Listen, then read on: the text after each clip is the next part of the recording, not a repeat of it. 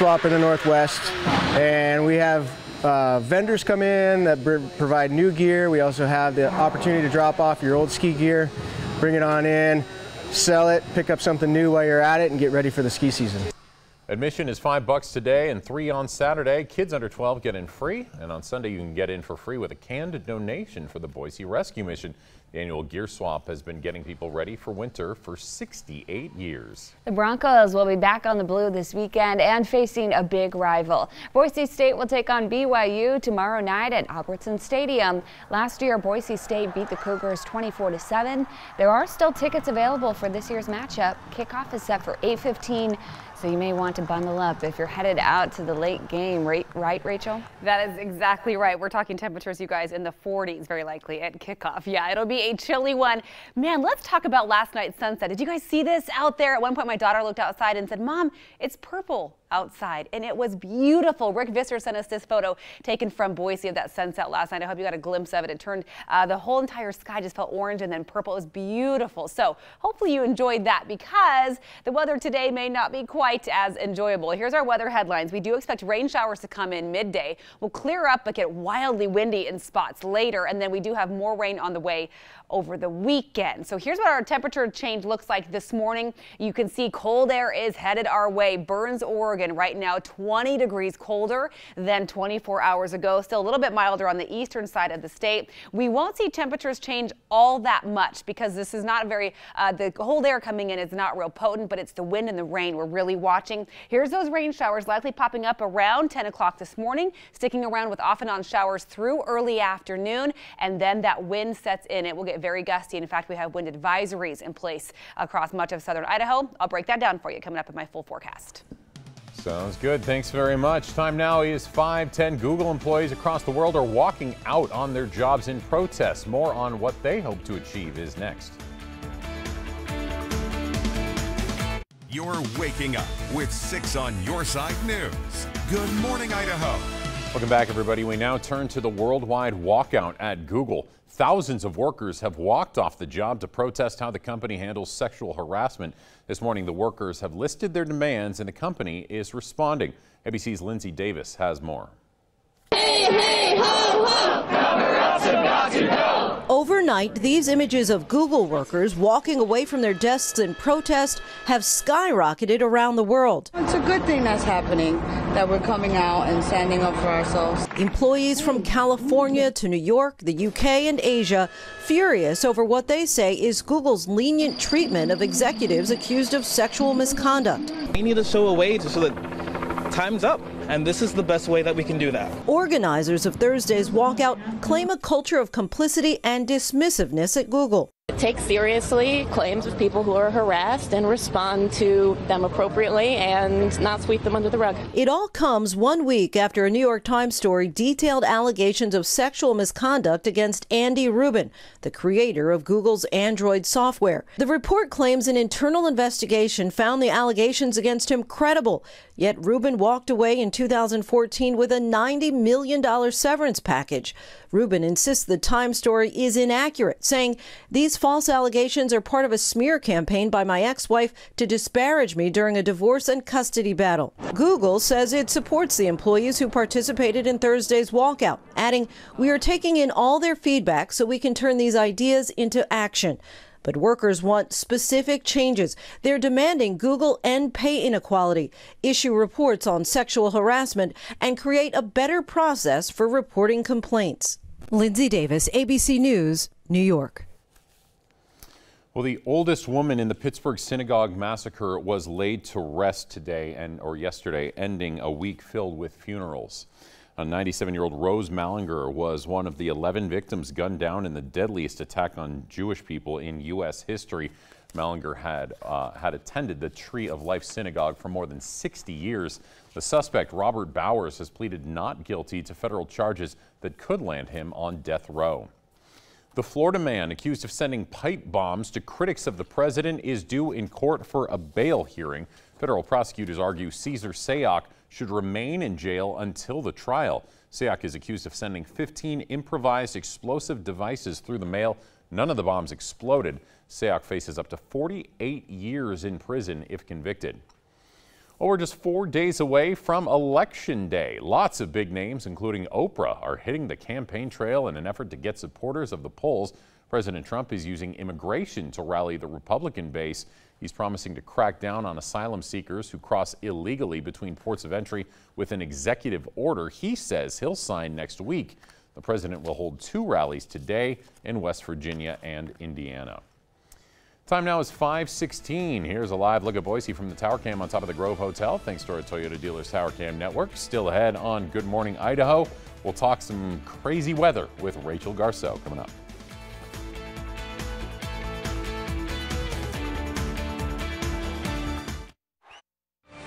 Now, Rachel Garceau with the On Your Side forecast. All right, I mentioned it briefly earlier just how chilly it's going to be out at Albertson Stadium tomorrow night. But here's what you can expect. If you're tailgating, about 53 degrees at 6 o'clock tomorrow.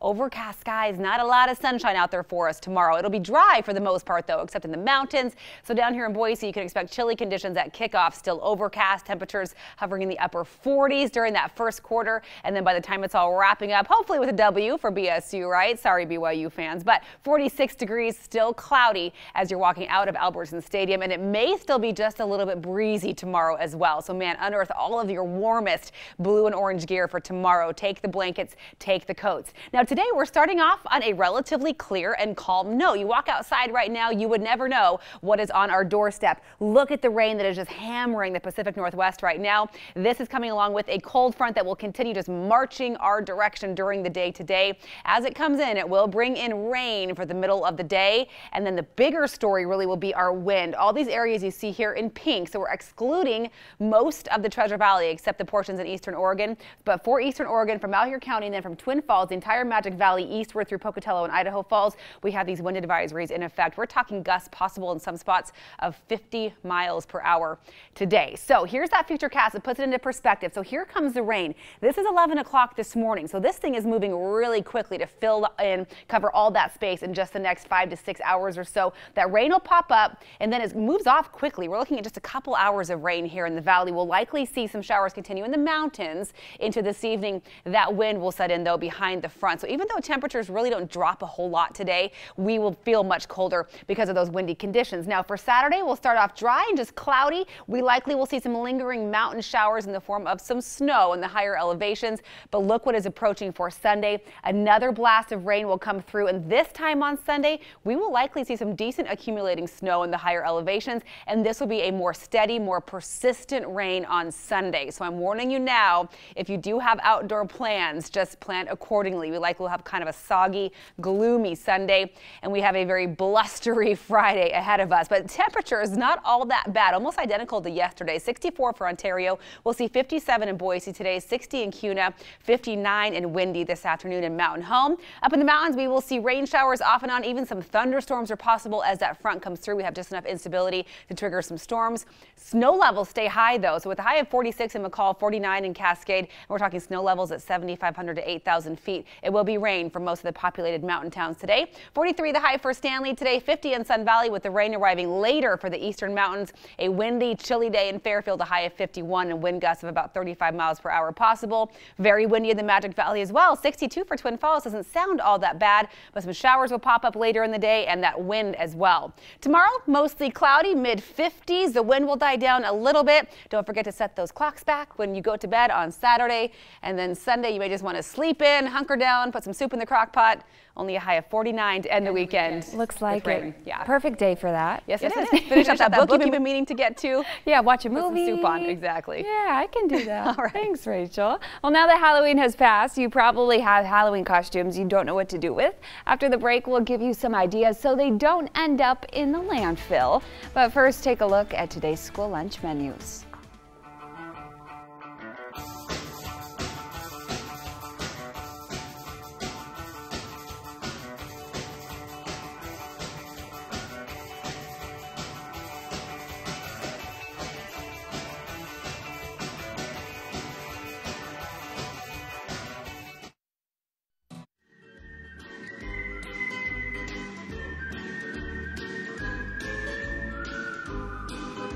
Good morning. Happy Friday. It is just about 5:25. You're taking a live look at Washington, D.C.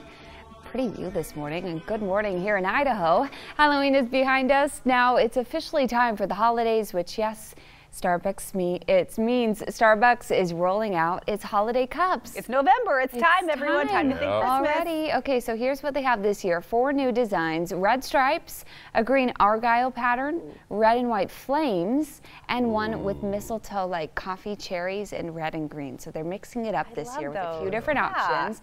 The coffee company is also bringing back its classic specialty drinks like peppermint mochas and gingerbread lattes, and introducing new holiday-themed treats like sugar plum cheese danishes and pistachio honey croissants. I'll have all of that. I know, sounds good, huh? Peppermint mochas are my favorite. You can get them all year long. Oh, can you? Just a little hint for you. I had one like 2 days ago. But still, those cups are super fun. It tastes better out of a Christmas cup, I think. It sure does. Well, a little girl photographed while awestruck by a portrait of Michelle Obama, dressed as the former First Lady for Halloween. Have you seen this? Look at her. The dress is spot on.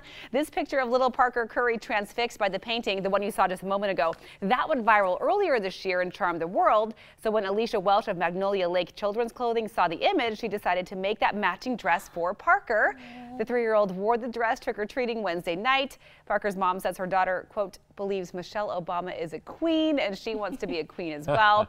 That earlier viral image actually did lead to a face-to-face meeting between Parker and the former First Lady, which was really fun to watch. Oh, so sweet to see all those people come together, and do that for her. That's really cool. Nice. Well, every year around this time, millions of store-bought costumes are discarded into local landfills. But if you're not feeling like wearing the same costume again next year, city officials say rather than throwing out old holiday garb, consider some eco-friendly alternatives. 6 on Your Side's Madeline White has some ways you can recycle your costume. November 1st, that sad, sobering day when the Superman cape is removed as you venture into the world as yourself again. But to where that cape is removed has waste management officials speaking out about the importance of reusing. You never know how you're going to be able to repurpose a wig for another costume, say, or a cape or something like that. According to the latest data by the EPA, textile waste has seen a rise in recent years, and much of it continues to clog our landfills. Sending things to the landfill, that's obviously, nobody feels really good about that. But something you can feel really good about. We are always looking for donations regardless of the season. Secondhand stores like this one help give a second life to costumes that you might not want to wear anymore. And what pieces they aren't able to sell, it goes back to our distribution center and reused. But if you can't make it out to donate your costumes this year, officials warn not to recycle costumes that don't fit recycling criteria. Rather, they say, throw those out if you must. When in doubt, throw it out. A lot of those plastics are not recyclable, especially those vinyls that go into the masks and things like that. And so really you're just contaminating the plastics that you have recycled correctly. Speaking of correct plastics, you know those pesky plastic candy bar wrappers you've been finding all over your house? Something that's really exciting about the orange energy bags is that candy wrappers actually for the first time get to be recycled. As long as you take any paper products out of those candies, waste can now go from one orange container to the next. Madeline White, 6 on Your Side. And if you'd like to learn more, city officials say they'll be releasing PSAs on their Facebook page about how to best reduce, reuse, and recycle holiday waste over the next couple months. Who knew you could recycle candy wrappers? I know, I didn't know that till now. We should have set some of those out in our neighborhood. There were candy wrappers everywhere, all over the streets. Yeah, kids. Recycle. Yeah, come up. Would have helped. It should be like Disneyland, have a little garbage can every 50 Everywhere, yeah. Yeah, good idea. All right, well, this morning we continue our Made in Idaho series with a look into Wagner's Idaho Mustard. The story behind the local condiment is straight ahead. And as the Treasure Valley continues to grow, more construction jobs are popping up. More than challenges of hiring in a booming market is straight ahead.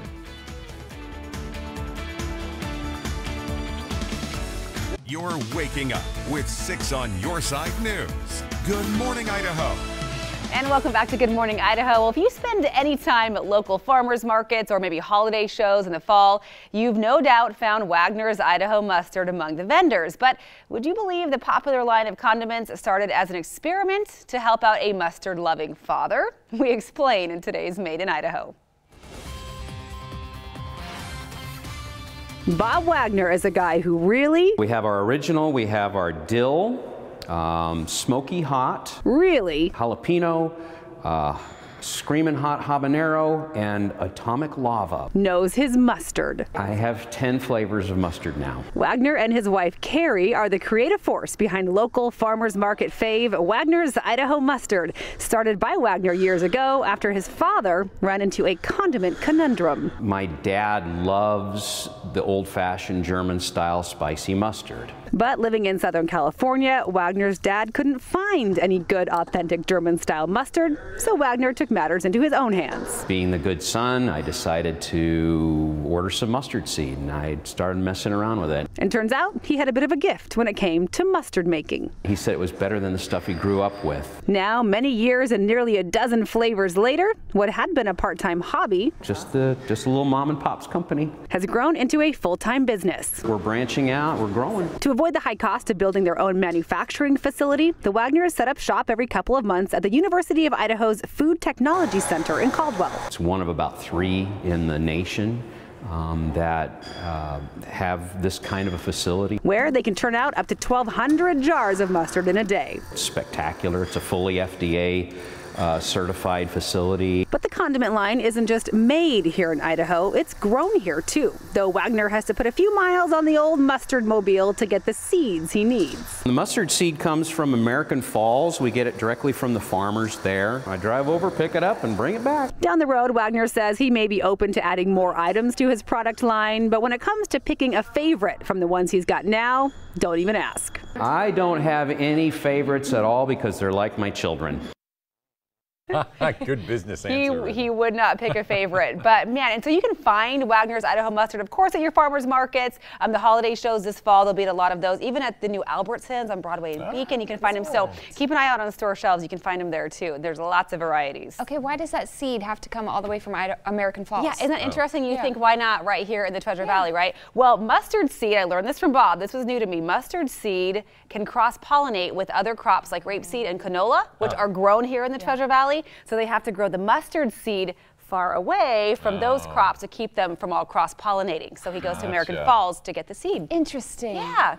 Learn a little something new, right? I'm so hungry for a hot dog now. Yeah, that'd be nice. I know, it sounds delicious. We can have hot dogs for breakfast. That's a pretzels. Corn dog with the mustard. Yeah, let's talk about your weather though, shall we? I know we could talk mustard all day long, but weather-wise today, it may not cut the mustard as far as our forecast goes today. It is going to be kind of a messy Friday, though really it'll be the middle of the day that's the wettest, and then we have wind setting in later. So your morning bus stop for the kids, not bad. Mostly clear this morning, mid-40s, relatively calm winds, but that rain will start making its way in by about 11 o'clock. Scattered showers will linger for several hours about through early afternoon. By the time the kids get home, maybe some wet streets, some puddles out there, but most of the rain will be over and done with. We'll have temperatures at that point in the mid-50s and gusty winds setting in behind the rain. All right, thanks, Rachel. The housing market is booming in the Treasure Valley, and that means contractors are staying very busy. Yes, they are, but can they keep up? 6 on your side's Anna Silver spoke with a local subcontractor about the challenges of hiring in a booming market with low unemployment. Even though I may like to retire, I can't. People keep calling and say, well, we need this, we need that, and when can you do it? And it's like, somewhere between midnight and sunup. The demand for housing in the Treasure Valley is high. It's hard to find a rental for folks, and we have people waiting on this house over here to close, this one. Biff Bade, a subcontractor, says with that demand comes lots of new construction. Although Bade says he has plenty of business, he says he just doesn't have enough help. He says there's a shortage of people who work in trades. From framers to roofers to painters. West Ada School District offers many programs that teach those trades and even give students on-the-job experience. Give these students some opportunity to experience as much of that as we can, with pouring concrete, with framing, siding, windows, doors, every aspect that we can expose them to, give them the beginning knowledge, and then build upon those things so they are ready to enter the workforce if they choose. And Bade says he's eager to help. I'm ready to teach, assist anybody who would like to come on board.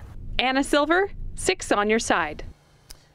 And those West Ada students get trade experience by working hands-on. They're actually building a community center right now as well.